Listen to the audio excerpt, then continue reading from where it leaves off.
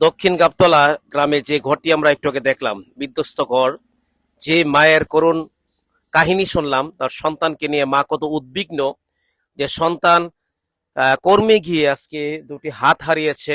সে রাজনকে আমরা রাস্তার মধ্যে পেয়েছি। রাজনের মুখ থেকে শুনবো রাজনের এই করুণ কাহিনী।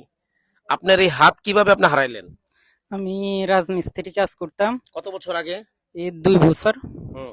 2 বছর আগে রাজমিস্ত্রি কাজ করতাম। ওই ছাদের উপর রড উঠাইতে গিয়ে মেন তারের সাথে বেঁধে আমার দুনোটা হাত হারাই ফেলি। কোন জায়গায় এটা হয়েছে? গোসাইপুর। গোসাইপুরে। জি। আপনার পারিবারিক অবস্থা কি বর্তমানে? আমার পারিবারিক, আমার ওয়াইফও ছিল, উনিও মারা গেছে। আমার কিভাবে মারা গেছে?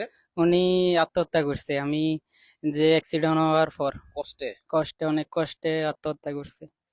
আর আপনার ছেলে মেয়ে কি? আমার একটা বাচ্চা আছে, কয় বছর বয়স? 4 বছর 1 মাস। আচ্ছা, বর্তমানে আপনি কিছু করতে পারেন? না, আমার করার মতো তো কোনো ক্ষমতা নাই আমার। সংসার চলে কিভাবে? এই আল্লাহ, আলহামদুলিল্লাহ যা রাখছে, আলহামদুলিল্লাহ শুকর। যে মানুষের মানে আপনি এ ও যাই দে এটা নিয়ে এখন চলতেছি। আপনার আপনার কি চাওয়া কি? যদি পারেন, আমার তো ঘরটা একদম ভেঙে গেছে, দেখছেন আপনারা মনে হয়।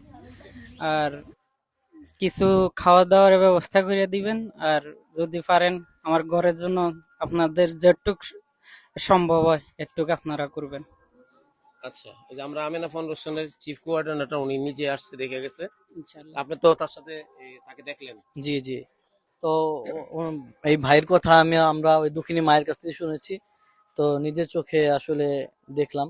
তো দেখার পরে আমার খুবই, আসলে কিভাবে বলবো, কষ্ট লাগতেছে। তো আলহামদুলিল্লাহ আপনি আমরা ফাউন্ডেশন ইনশাআল্লাহ চেষ্টা করবে এদের পিছনে সবসময় থাকার জন্য। আলহামদুলিল্লাহ। তাহলে রাজন ভাই, আমরা আজকে চলে যাই ইনশাআল্লাহ। ইনশাআল্লাহ। আলহামদুলিল্লাহ আলা কুল্লি হাল। আল্লাহ পাক অবশ্যই রিজিক রাখছে, টেনশনের কোনো কারণ নাই। তাহলে একটা হাসি দেন। হ্যাঁ। ইনশাআল্লাহ। জি, সালাম।